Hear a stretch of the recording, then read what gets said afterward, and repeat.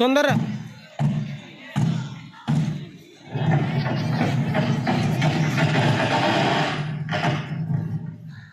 Sir పరిస్థితి చేయలేకపోతుంది sir. Royal station బయట వేల సంఖ్యలో వారి గుమ్మిగూడారు.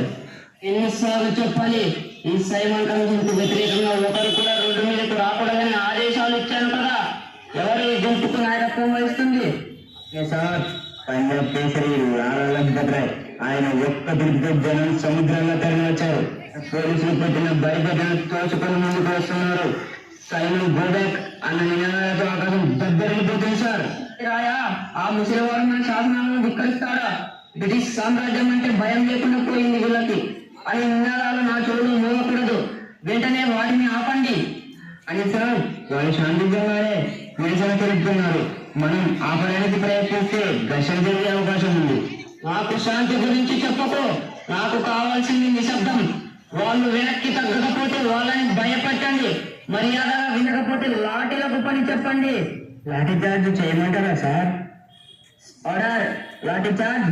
ముఖంగా ఆ నాయకుడు లజపతి రాయ్ గురిపెట్టి కొట్టండి. వాడి ఎముకలు విరగాలి.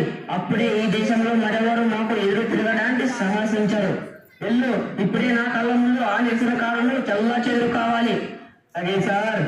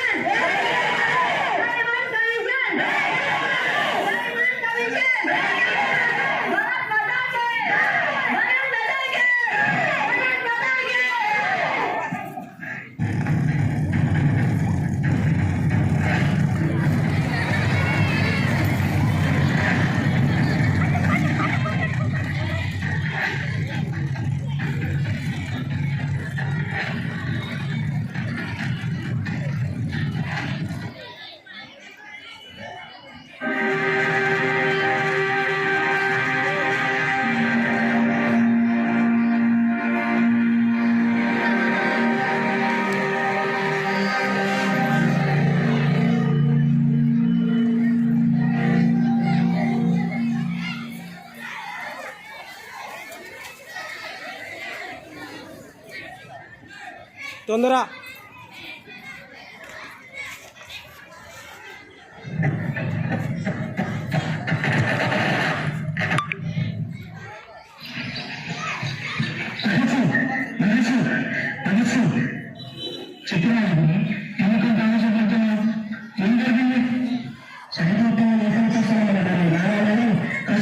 చంపేశారు. నేను కళ్ళ ముందు నాయకుడిని కొట్టి చంపారు. అనే అధికార అలంకారానికి లాలాజీ ప్రాణాలు బలి కావాలా? ఇది కేవలం లాలాజీకి జరిగిన అవమానం కాదు, దేశమోదకు జరిగిన అవమానం.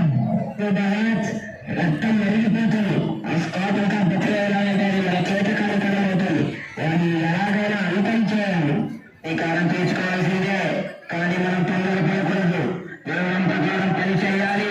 లాయర్ పోలీస్ హెడ్ క్వార్టర్స్ బయట మనం వాడిని వేటాడాలి.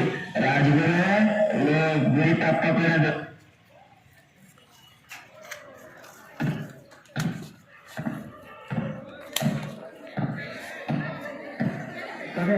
అది ఎదిగో ఆ స్కాట్ అధికారి వస్తున్నాడు. సిద్ధంగా ఉండు సుఖదేవ్.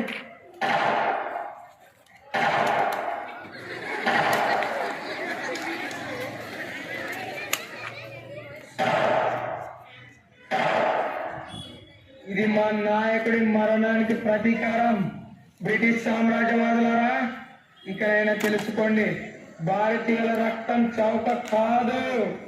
మనం పొరపాటున స్పాట్కి బదులు సెండర్ని చంపాము. అయినా పని పూర్తయింది. త్వరగా ఇక్కడి నుండి వెళ్ళిపోదాం పదండి.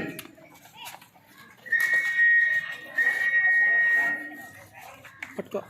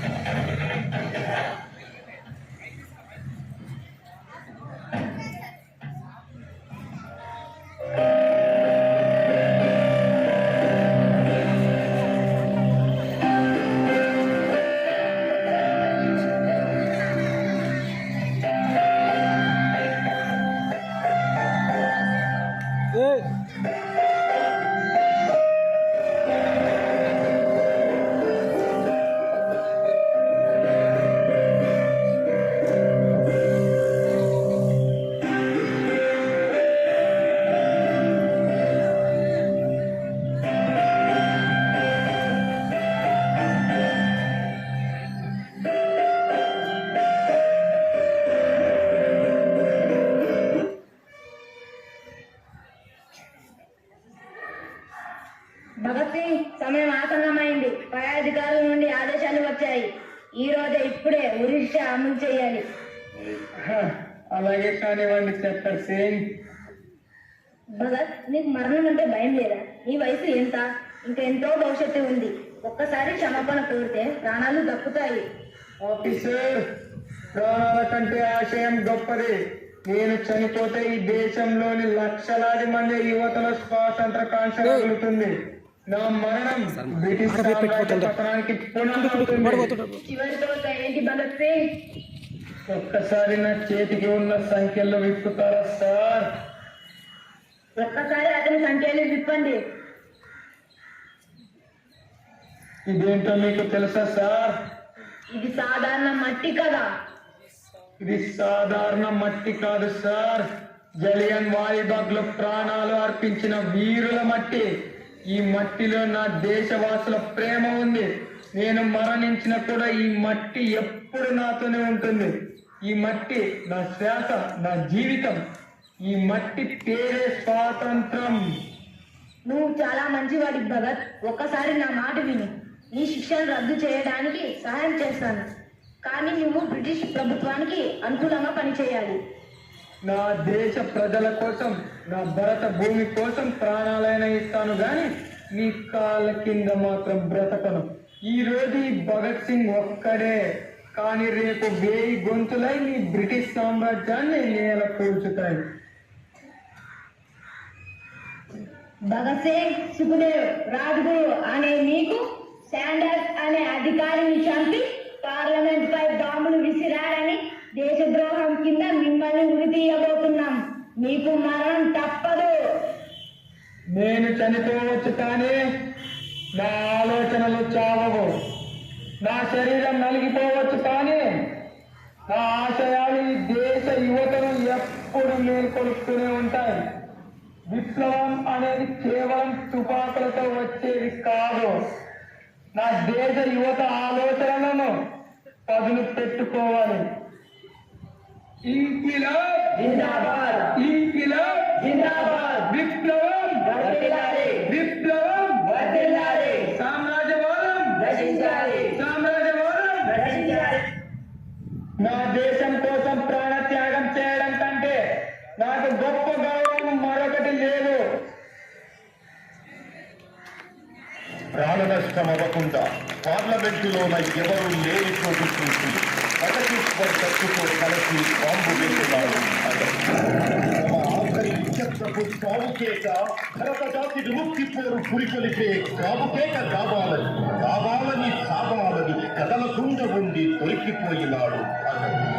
భగత్ సింగ్, రాజ్గురు, సుఖదేవులకు ఉరి విధించింది శ్వేతజాతి ప్రభుత్వం. सरफरोश की तमन्ना अब हमारा दिल में है, देखना है जोर कितना बाबुल భారత మాతా సంకల్లు బిగించి పెంచిన మనగాళ్ళు, బిగిసిన మెడకు ఉరితాళ్ళు, బిగించి రేగుప్పు పిడికిళ్ళు, చెరగని చిరునవ్వులు, చెరగని చిరునవ్వులు, రాజుగురు సుఖదేవులు రండి చైరం జంగు కింద కింద. ఓకే ఓకే మహేష్ అందరికి